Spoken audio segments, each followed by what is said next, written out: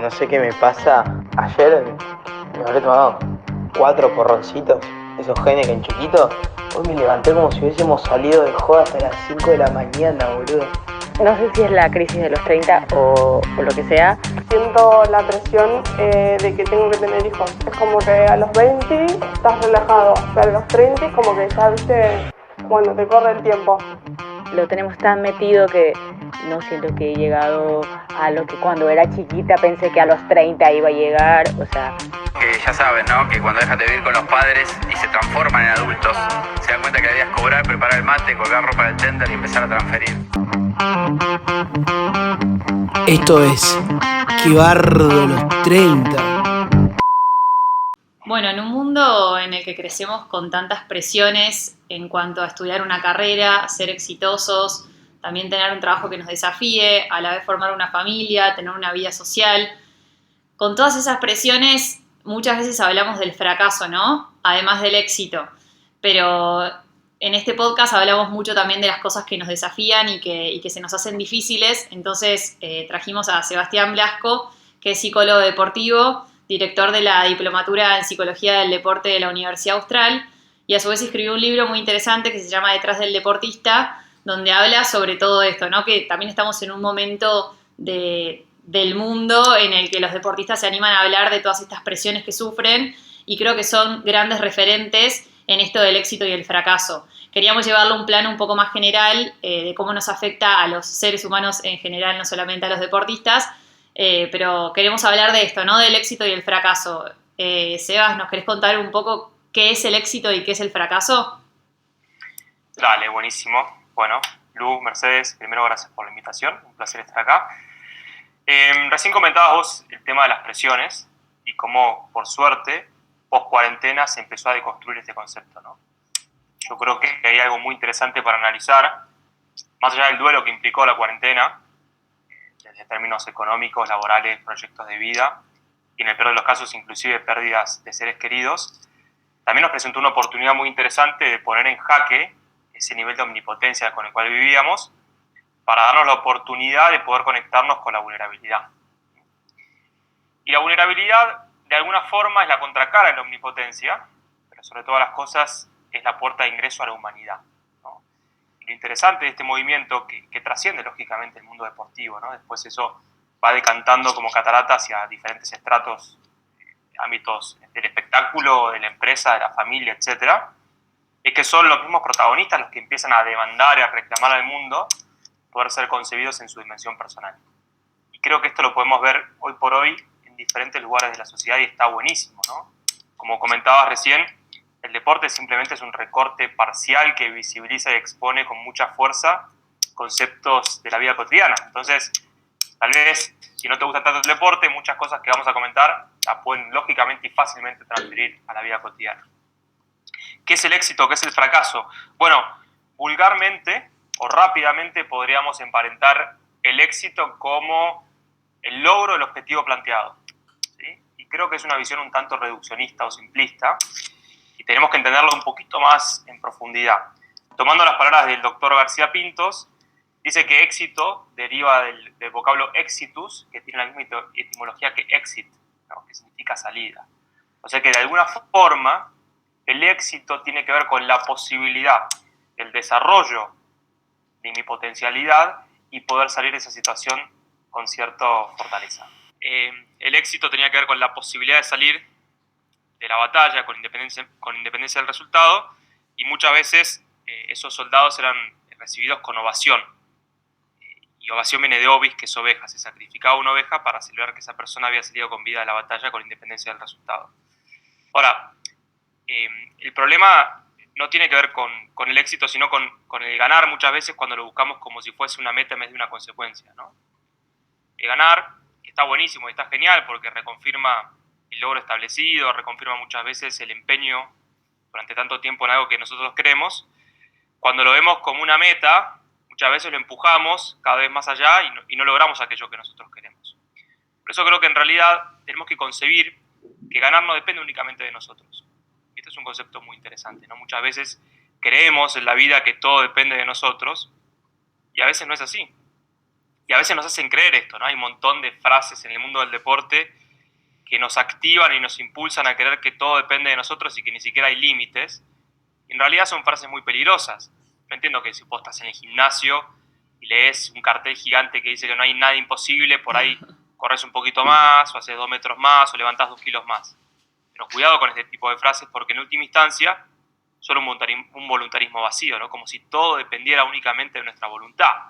Como si el hecho de creer que algo lo queremos con mucha fuerza va a acontecer y va a ser así. Y no es así. No es así, ¿por qué? Porque puede haber otros que sean mejor que yo, porque puedo tener mala suerte, y en el mundo del deporte la suerte existe. Pero fundamentalmente y sobre todas las cosas, porque puedo tener limitaciones internas. Y creo que acá hay algo muy interesante. Si yo busco ganar a toda costa como meta, muy posiblemente lo que venga luego de no poder ganar sea la frustración. ¿No? Claro. En cambio, si tomo conciencia que mi meta es el desempeño de mi potencialidad, el logro de aquello que sí depende de mí, concibiendo mis propias limitaciones, muy posiblemente sienta la fortaleza y el vigor por haber logrado aquello que yo quería, y muchas veces la consecuencia de eso se gana. A veces no, pero muchas veces sí. Bueno, es un poquito una respuesta larga sobre lo que es el éxito y el fracaso. Está muy bueno. Mientras hablabas pensaba un poco en un poco lo que decía primero Lu al principio, ¿no? Que uno en los deportistas por ahí lo ve más fácil, ¿no? Como, bueno, el sueño de ser futbolista, el sueño de jugar al hockey, lo que fuere, que no se cumplió, digamos, pero por ahí llevándolo más al plano de todos, digo, y siento que los 30 es medio un quiebre en eso, que nosotros lo hablamos un montón en los grupos, como, bueno, yo pensé que a los 30 iba a estar ahí y no estoy, ¿no? Y como hice un montón de cosas para poder llegar a eso y no llegué. O sea, es como que yo pensé que a los 30, no sé, iba a estar con una pavada, voy a decir, ¿no? Pero iba a estar con un laburo tremendo, por ahí ganando un sueldo que hoy no gano, digo, un montón de cosas que uno pensaba las que iba a llegar y no, y me parece que uno relaciona automáticamente con el fracaso, o por lo menos a mí me pasa un montón. Es como que para mí eso es fracasar. O sea, es como algo que no lograste, para mí es fracaso. Y un poco lo que decíamos es, y por ahí vos lo sabés más todavía, Sebas, el tema de las redes sociales, ¿no? Que siento que hoy es algo muy heavy porque uno se compara todo el tiempo. Y me imagino también en el deporte, digo, no sé, en todos los ámbitos y rubros de la vida, te pasa que te empezás a comparar, ¿no? Y empezás a ver, de repente a los 30 es un pibe que está afuera, que la está rompiendo, una mina que llegó a tal lugar, ¿no? No sé, en el deporte, digo, ¿cómo lo vís vos? ¿Sentís que eso obviamente potenció también esto, ¿no? De sentir la frustración, un poco lo que hablábamos? Totalmente. Primero, la frustración creo que yo lo concibo como un logro pendiente de realización, ¿no? Es un logro que está pendiente de ser realizado. Y está dentro de la cadena hacia la búsqueda de aquello que yo quiero, que es el éxito. Y lo segundo que vos mencionabas es tal cual. Yo esto lo denomino el síndrome de Instagram, ¿no? Yo abro Instagram y veo que todos mis amigos o están de viaje, o están contentos, o están felices, y nadie elige, o muy poca gente elige poner en Instagram una foto en la cual está triste, vulnerable, o después de algún fracaso, ¿no? Entonces hay un sesgo del cual tenemos que corrernos para tomar conciencia que es un recorte parcial de la realidad en la cual la persona muestre algo, pero eso no significa que sea su vida entera. Si hay algo universal a todos los seres humanos, es el sufrimiento. Todos, en menor medida, mayor medida, antes o después, hemos padecido situaciones de sufrimiento. Y creo que desde ahí podemos tomar conciencia de la aceptación de aquello que tenemos, ¿no? Hay una frase bastante interesante de un psicólogo que dice que uno de los principales problemas del mundo es cuando queremos ser o queremos tener algo que no tenemos o ser alguien que no somos y dejamos de aceptar aquello que somos en este momento, ¿no? El tema de los ideales, ¿no? Y creo que ahí tenemos un desafío muy, muy, muy, muy interesante para poder ser protagonistas de nuestra existencia, que es aceptarnos, ¿no? Por eso insisto mucho con este tema. Cuidado con esta creencia, a mi entender, un tanto obsoleta y al mismo tiempo absurda, de creer que podemos con todo aquello que nos proponemos. Porque nos hicieron creer esto, ¿no? Como, bueno, todo depende de tu voluntad. Y el voluntarismo hay un momento en el cual se cansa, se agote, se suelta, y sobre todas las cosas, concibamos nuestra vulnerabilidad. Aceptemos aquello que no tenemos para poder desplegar aquello que sí podemos generar. Paradójicamente, el rendimiento óptimo surge y parte de la conciencia de la limitación. Entonces, cuando yo estoy ahí con ideales grandilocuentes y después, lógicamente, no los cumplo, o con ideales que porque la vida me fue llevando por otro lado no puedo lograr, me frustro y dejo de intentarlo. Creo que tengo que tomar conciencia que la vida es una permanente puesta a práctica, ¿no? Que tiene que ver con las experiencias, en donde vamos animándonos y nos equivocamos y erramos y de nuevo nos animamos. Bueno, voy a caer en un cliché, pero que no por eso deja de tener valor, por algo son cliché. El fracaso es no intentarlo, ¿no? Sí, y pensaba, bueno, cada vez que hablamos o que se escucha hablar de este tipo de temas, del fracaso, del éxito, del intentarlo o no intentarlo, creo que la figura de Messi está muy presente, que me genera como una dualidad. O sea, yo lo amo a Messi como todo argentino, pero me genera una dualidad, porque por un lado pensamos en que, bueno, él no dejó de intentar, que eso es un ejemplo increíble, no dejó de intentar ser campeón del mundo con la selección argentina, pero a la vez es un poco difícil su ejemplo porque lo logró. Digo, hay gente que intenta y nunca lo logra, y creo que por ahí no por eso uno tiene que dejar de intentarlo. No sé, ¿cómo lees vos el ejemplo de Messi? Porque a mí me pasa muchas veces que mi sobrina, que tiene 7 años, se frustra con cosas de, no sé, pierden un juego y se pone mal, y yo le doy el ejemplo de Messi y le digo, mira, Messi siguió tratando, no te quedes ahí en tu molde. Vos tenés que seguir tratando porque ya en algún momento vas a ganar o vas a lograr algo con esto. No sé, me parece después un poco confuso el mensaje porque, bueno, si nunca gana o si nunca llega a ese objetivo, ¿qué pasa? Es que ahí voy a diferir en un concepto. ¿Lo logró porque obtuvo el resultado o lo logró en el hecho de seguir intentándolo? ¿No? ¿Cuál es el logro en realidad? Sí, es confuso. Yo recuerdo que en la final de la Copa del Mundo estaba en Mar del Plata y me volví para poder ver el partido con mi familia a la madrugada y pasé aproximadamente a las 10 de la mañana por el obelisco y el obelisco ya estaba lleno. Dije, claro, porque esta selección, con el legado que dejó, que creo que es extraordinario, nos habló de humanidad, de vulnerabilidad, de disfrute, de la importancia de la familia, ya estaba, con independencia del resultado de esa final.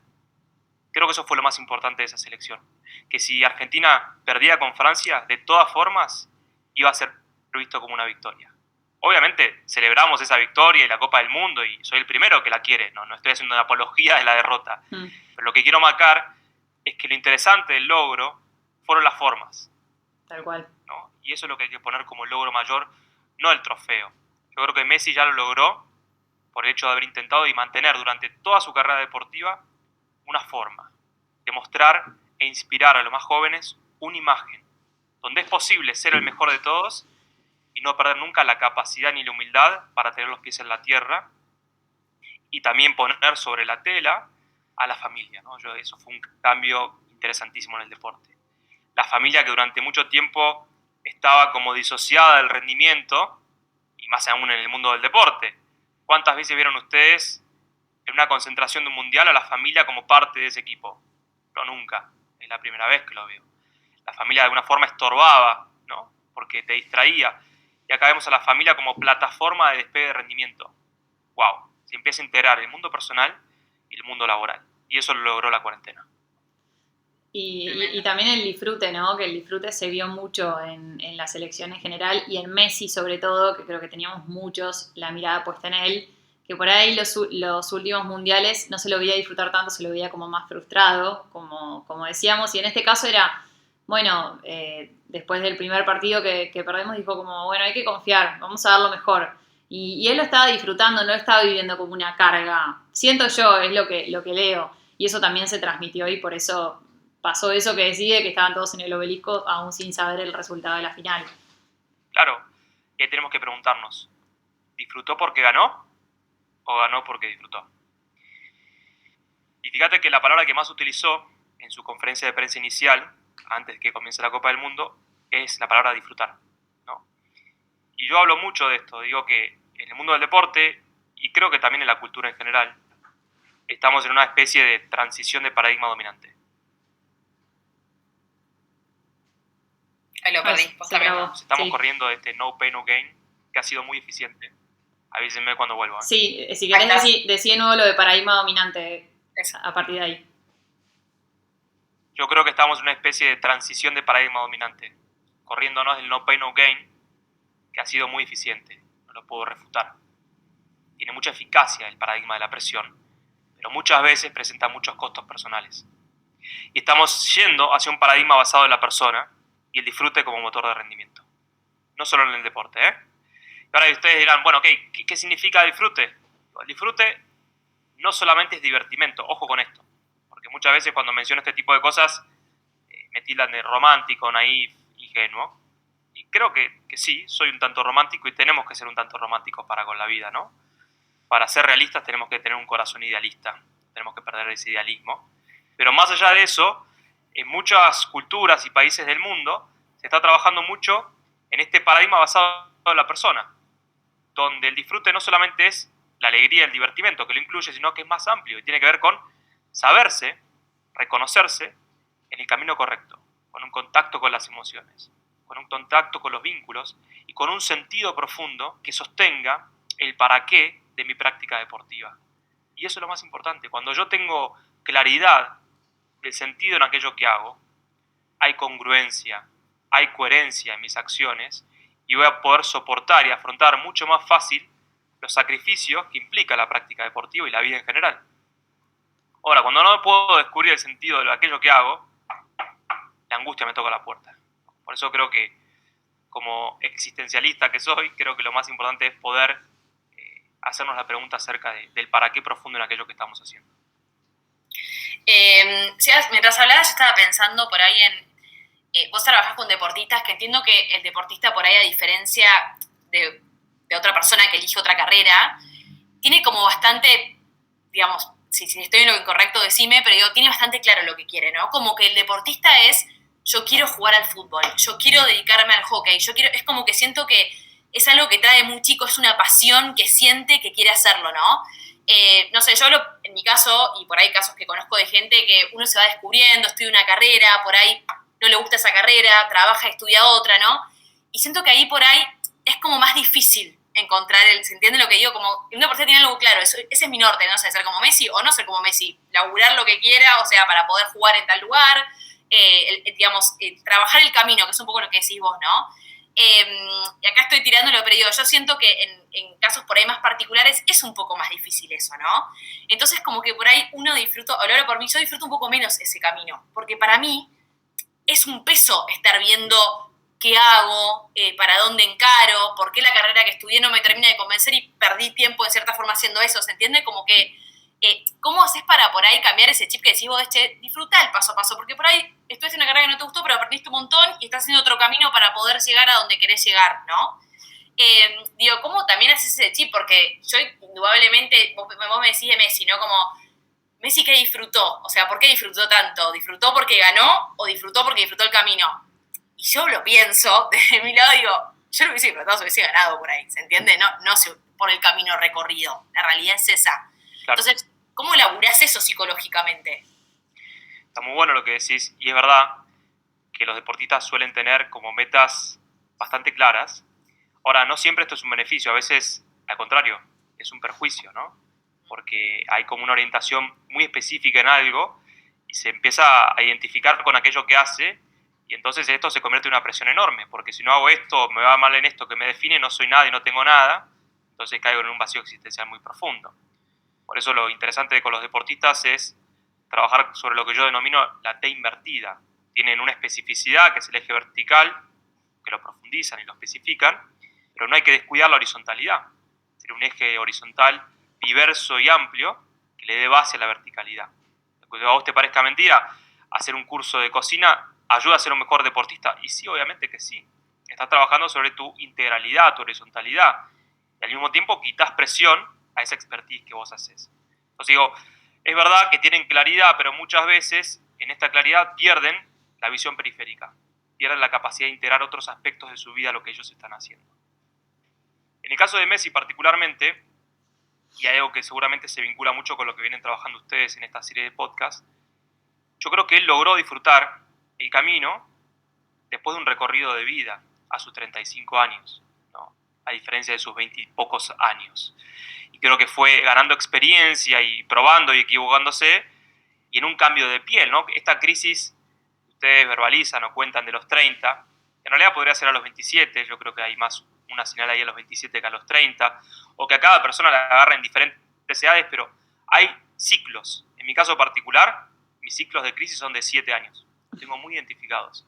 A los 7 años, cambio de muchas cosas. Y entro en crisis vocacional, y entro en crisis laboral, y entro en crisis de repreguntarme, y está buenísimo.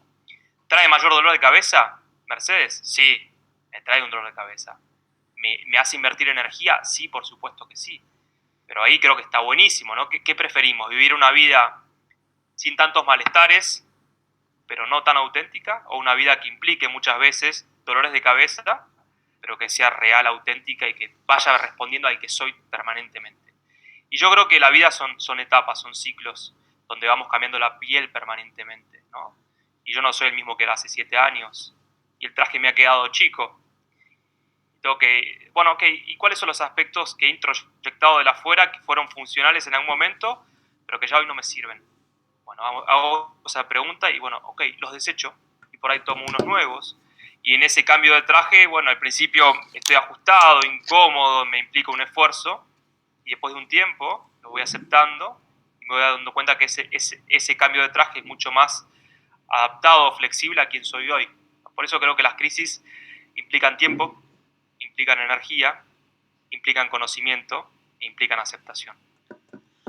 Pensaba también en lo que decías, bueno, de Messi, que sí, que es verdad que creo que se nota en esta elección suya, por ejemplo, de haberse ido a Miami, que se lo ve como tan contento, que es verdad que le llegó en un momento de su vida a los 35 años, que creo que aplicado al resto de los mortales tiene que ver con esto de conocerse más y saber un poco más lo que uno quiere. Después puede pasar esto, obviamente, como decís vos, de tener crisis y de repente no saber qué querés y hacia dónde ir. Pero está bueno eso, que es verdad que llega un momento de tu vida en que hay ciertas cosas que no negociás. O sea, él, bueno, se fue de París, no negocia el maltrato y prefiere un lugar donde pueda disfrutar del clima, de estar con su familia y otras cosas, ¿no?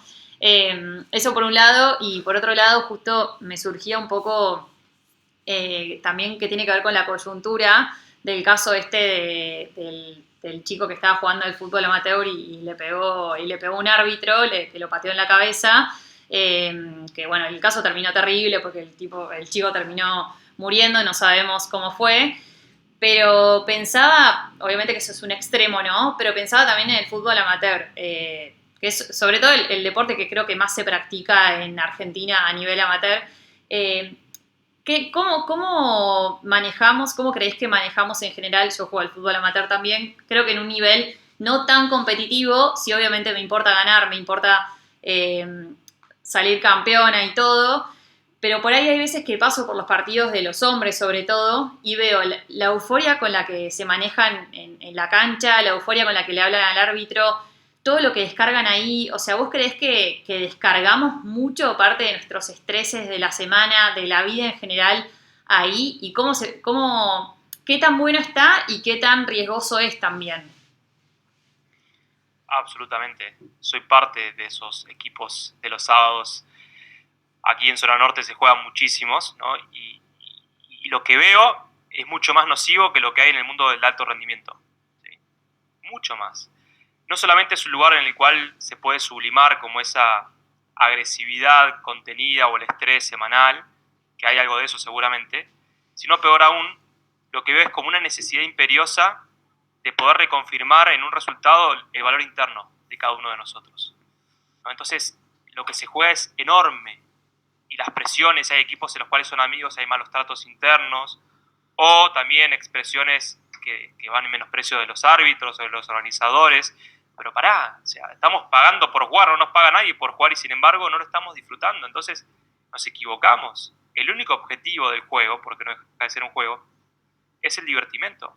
Transformamos una instancia lúdica de encuentro, de desarrollo personal, en una instancia de competitividad contra un otro y no con uno mismo, ¿no? Porque la competencia, viene en latín competere, significa dar alas para el despliegue de la potencialidad. Y es con uno mismo. Cuando yo estoy enfrentando a un otro, indefectiblemente me debilito. En cambio, si tomo conciencia de que tengo que afrontar un horizonte de expectativa para superarme a mí mismo, eso me fortalece. Ahora, ¿cómo hago para dejar de enfrentar y afrontar? En la confrontación interna, en el conocimiento y la aceptación de aquel que soy. Cuando yo me miro y acepto el que soy, acepto el que no soy, ya no veo al otro como amenazante. Entonces me relajo y no voy a tratar de pasarlo por arriba, sino que seguramente, como no es una amenaza para mí, lo trate bien. Yo creo que esta cultura del encuentro parte de la aceptación interna y del conocimiento interno. Ahora, ¿cómo hacemos en un mundo que estamos constantemente a mil, con una vorágine constante, en la instantaneidad constante, forjar espacios de conocimiento interno? Bueno, ese es nuestro desafío principal, frenar la pelota, mirarnos, no juzgar aquello que vemos dentro nuestro, aceptarlo para poder modificarlo. Yo no puedo modificar algo que no miré, ni siquiera que no acepté. Solamente puedo modificar algo que vi, que acepté de mí mismo, para poder cambiarlo. Está bueno, es interesante y creo que también aplica no solo a cuando uno va a jugar un deporte, sino también al tema de la pasión por los clubes. O sea, yo veo gente que lo vive como eso, pierde tu equipo y estás toda la semana de mal humor, o hace poco que fue, yo soy de River, pero hace poco fue el aniversario de que River se fue a la B y veía videos de la gente, de los hinchas, cómo salían de la cancha y cómo lo sentían. Y parecía realmente que se les había muerto a alguien, o sea, que habían tenido una pérdida muy importante. ¿Cómo canalizamos también con eso? Como que es tremendo cómo todas las emociones se canalizan por esas cosas, por el deporte o por la pasión por un club. Aquí hay un estudio que hicieron en algún país de Europa, no recuerdo exactamente cuál ahora, que marcaba, creo que era Inglaterra, que la sensación de alegría a posteriori de un triunfo es muy intensa y fugaz.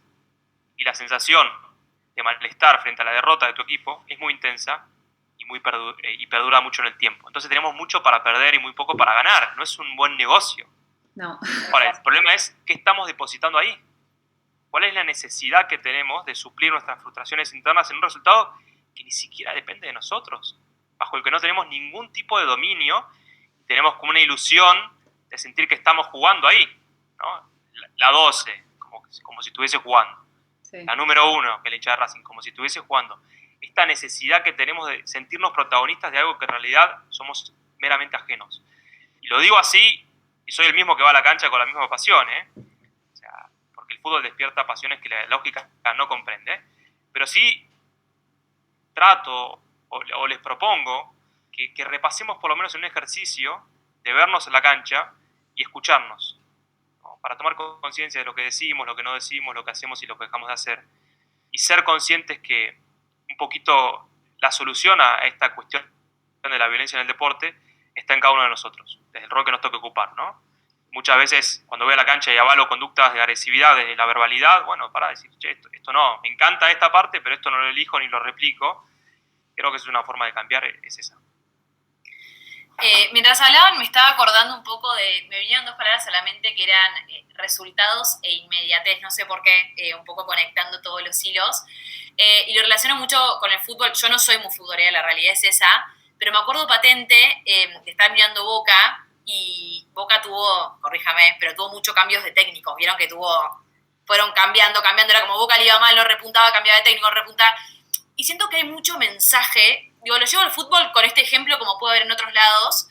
Siento que el fútbol tiene eso, ¿no? Como, bueno, uno que no rinde, un mes que no rinde, te cambio. Un mes que no rinde, te cambio. Y por ahí como que falta como ese proceso lo dije por Boca, como por decirlo, porque se me vino a la cabeza, ¿no? Pero como ese proceso de, che, bueno, espera, por ahí para llegar a un resultado es como que hay un proceso, ¿no? Y también lo llevo a mí, o en general, no a uno, que es como que esto de que uno espera como que los resultados vengan, ¿no? Un poco cuando hablamos del proceso, de, bueno, aprovechar el proceso, disfrutar del proceso, siento que hay un mensaje medio general en el mundo de que las cosas suceden, esto de la inmediatez, digo, de las redes sociales, de que tiene que suceder, de que tenés que tener el resultado, de que te tiene que ir bien.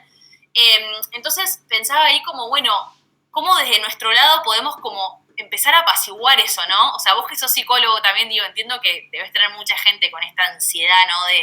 De querer resultados, de querer, digo, ¿cómo elaborás eso también, no? Porque yo lo llevé al fútbol, pero digo, me pasa a mí también en la vida, ¿no? Como esto de, che, no se me da, en cualquier plano estoy hablando, ¿no? Y también el miedo al error, ¿no? Como esto de, che, me da miedo hacer esto porque tengo miedo de fallar y no tener resultados y que me rajen, ¿o no tener resultados y que suceda esto, ¿no? Como, ¿cómo podemos también laburar eso? No sé, lo pienso en todos los ámbitos en general. No sé si se entendió mi pregunta. Sí, obvio. y es tal cual. Trabajo con jóvenes deportistas y con jóvenes que no son deportistas, y lo que ven ellos es que quieren llegar alto y rápido, ¿no? Quieren llegar lejos y ya. Claro. Y eso a veces agota y anula la conciencia de los procesos, ¿no? Es como querer cultivar tomates y cosecharlos ya. Bueno, por ahí si usa algún fertilizante lo puedo lograr, pero es un tomate que no va a tener gusto a tomate. Entonces, de alguna forma, y tal vez sea un poco idealista con lo que voy a decir ahora, como en la panadería el pan del futuro es el pan del ayer, y volvimos a la base del pan de masa madre, que es un pan milenario, creo que de a poquito nos estamos orientando, de a poquito lo digo, ¿no? Como a tomar conciencia que tal vez las claves del mañana están en el ayer, ¿no? Y empiezan a aparecer, por ejemplo, técnicas contemplativas, meditativas, ¿no? De tomar más conciencia, de respirar, de ir despacito, del slow food. Creo que es todas esas cuestiones que están emergiendo, de volver a poner contacto con la tierra, con la comida, de ser conscientes, van en esta tónica, ¿no? Como, ok, pará, estamos yendo tan rápido que ni siquiera sabemos qué estamos haciendo. Y esto podría llegar a ser denominado como este síndrome de Forrest Gump, ¿no? Que corremos, no sabemos por qué ni para qué, pero corremos porque el hacer nos da un poquito más de seguridad que el ser. El hacer me da sentido, me da resguardo, me da estructura, y el ser me deja una pregunta de la inercia que no sé qué hacer con eso. Y vamos a la cuarentena de nuevo. La cuarentena al principio, las primeras semanas seguramente les ha pasado. Teníamos como una cuestión así de mucha energía y queríamos hacer cosas, ordenábamos placares, hacíamos panes de masa madre que ya no sabíamos a quién regalárselos, ¿no? Bueno, hay un momento en el cual nos cansamos de hacer abdominales por Zoom y clases de repostería húngara por Zoom, y nos pusimos ante el desafío de tener que ser, y ahí vino la angustia. Bienvenida, tristeza. A veces estar mal está bien. A veces estar tristes es lo adecuado, es lo necesario. Significa que estamos en contacto con lo que nos pasa. Y la tristeza, que a mi entender es el tabú cultural actual, como en otro momento lo fue la sexualidad, yo creo que hoy el tabú es estar tristes. Nos incomoda mucho, la propia y la ajena también, ¿eh? Fíjense que cuando estamos mal, nuestros amigos, nuestras amigas dicen, dale, arriba, tenés que estar bien, te llevo a pasear. Pará, déjame estar mal. Porque estando mal, de alguna forma, me repliego sobre sí mismo, el afuera deja de tener sentido, y en ese repliegue puedo escuchar la voz de mi conciencia, que me hace las preguntas existenciales más profundas. ¿Quién soy? ¿Qué quiero? ¿Hacia dónde voy? ¿No? Y en esa toma de conciencia puedo redescubrir mi brújula existencial para reorientar el rumbo de mi vida. Por eso, una vez más, la clave para respetar estos procesos y estos tiempos es forjar espacios de vacío para poder llenarlos de sentido. Esto que...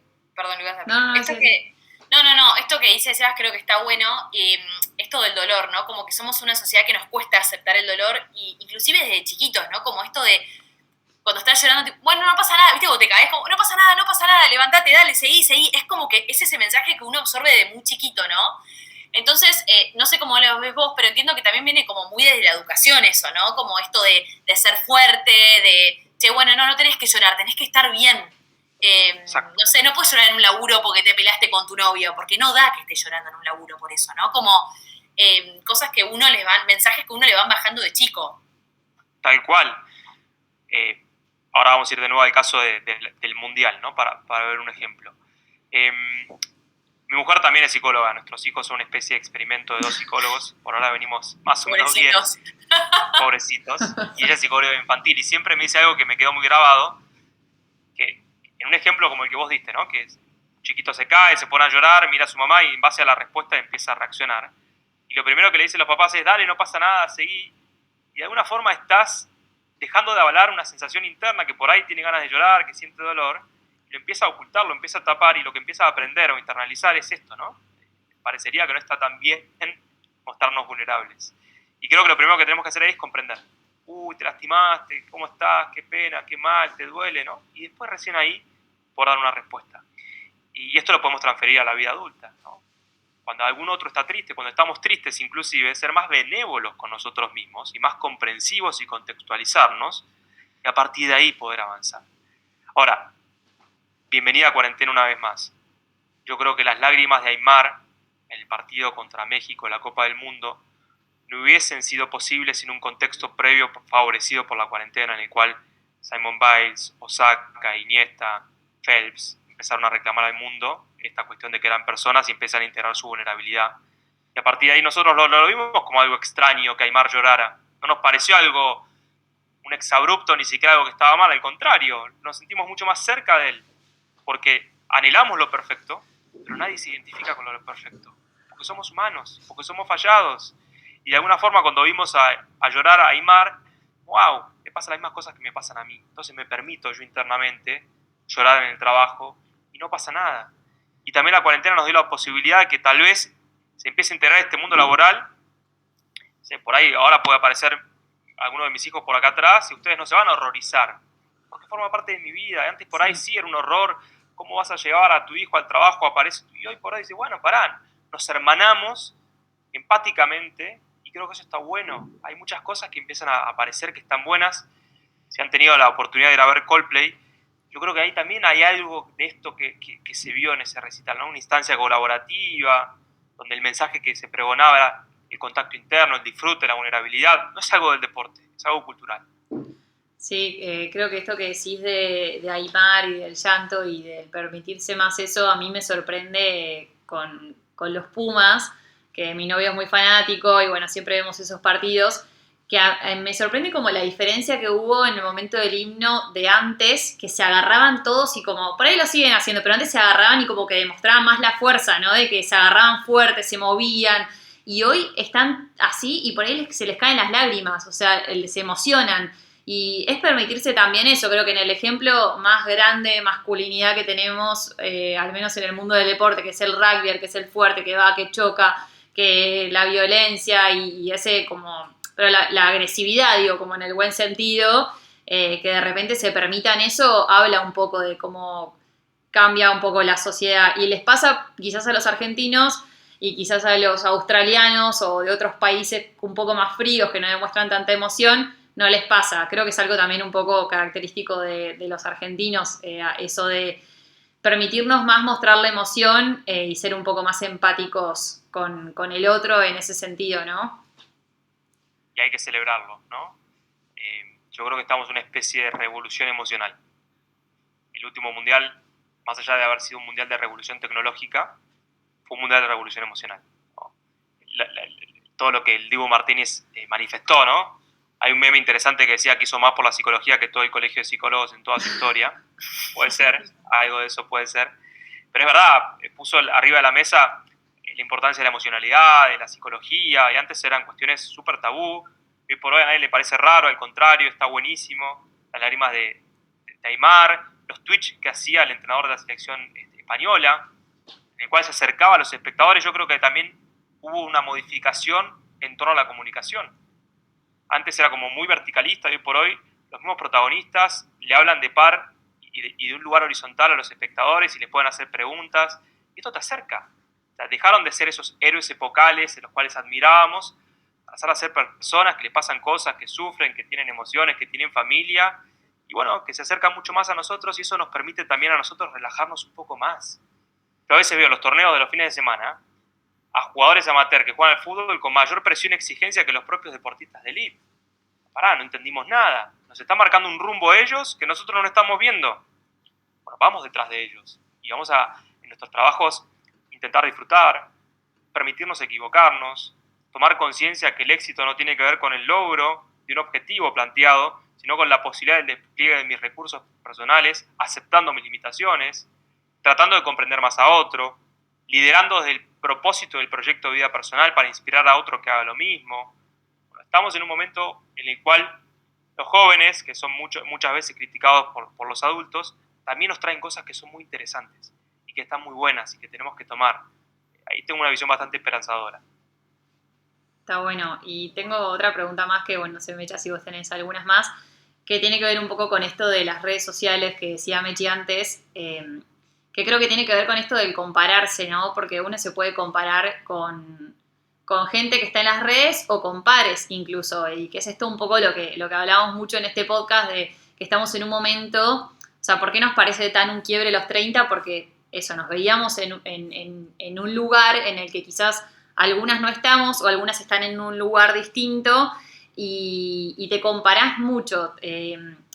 ¿Cómo puede hacer uno para tratar de no compararse tanto e igual enfocarse en lo propio y en el camino propio y nada, y darle para adelante y saber que los fracasos o las cosas que no salen bien también pueden ser como impulsos para darle para adelante?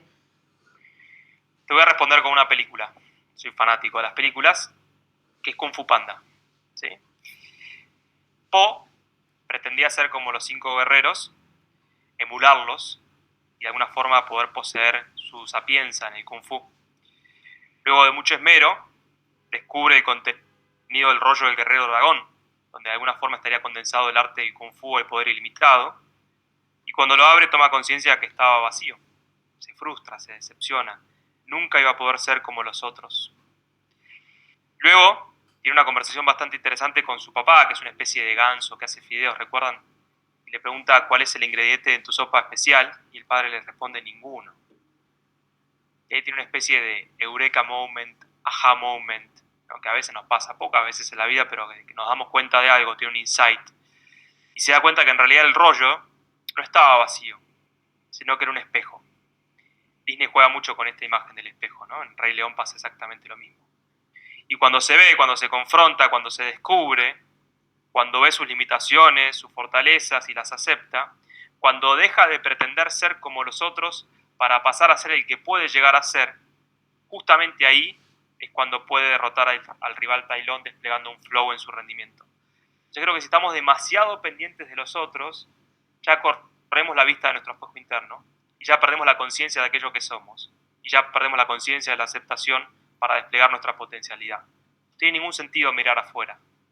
Lo único que tenemos que hacer es mirar adentro para luego salir afuera con valor y con sentido. Escuchanos en Spotify y YouTube y seguinos en Instagram en @quebardolos30.